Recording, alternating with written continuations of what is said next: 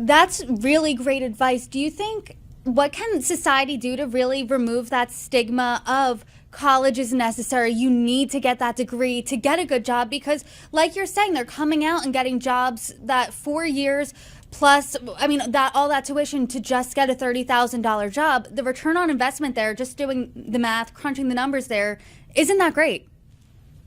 I think you hit it. I think we've just got to be honest and say what we want for, Mr. Coffin used to say, hey, the best social program in the United States is a good paying job plus benefits. And there are definitely different ways to get there. For some, if you get that credential, you can get into a good job that allows you to take care of yourself and your loved ones, and there shouldn't be any stigma around that. And for some, getting the degree is the right pathway for them, but that also needs to lead to a great job if it's going to be worth it. So I think the counselors, I think we as community members and as citizens, we need to honor the fact that if you're able to get a good job and take care of yourself and your loved ones, you're a great American.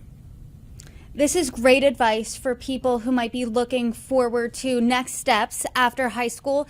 But let's say you decided to go the college route and now payments are resuming. What is your advice to borrowers as those payments come up again in October?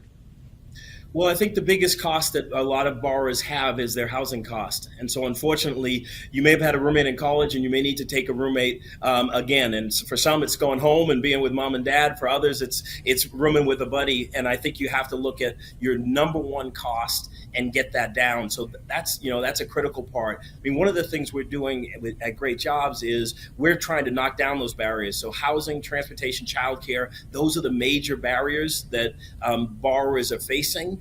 And so we try to, one, help you get a better job so that you can take care of yourself and your loved ones. But also we're trying to work with community agencies to get those barriers down, to help with transportation. Transportation system here is free in Kansas City. And to help with housing, there's a lot of great programs that will help you get a first-time home buyer and be a first-time home buyer. So we're looking at all those different ways. But I think housing is the number one expense, so you're probably going to have to do something around the housing.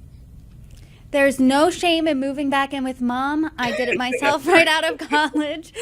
Earl Phalen, thank you so much for joining me. I really appreciate your insights. Yeah, thank you so much for having me. It's great to be here.